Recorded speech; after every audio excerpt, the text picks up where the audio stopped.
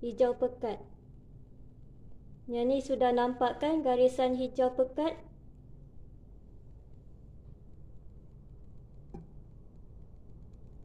Tujuannya supaya gula tu dia tak terbenam ke bawah tau.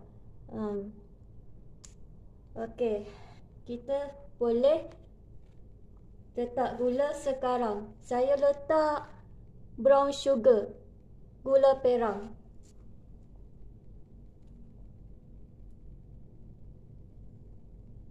Taburkan di setiap acuan ni.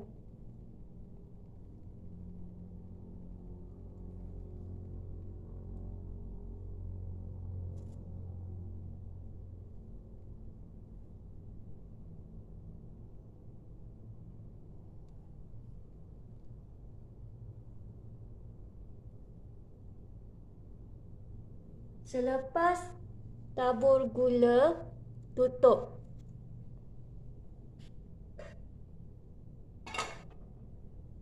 Tutup dan biarkan selama 4 minit.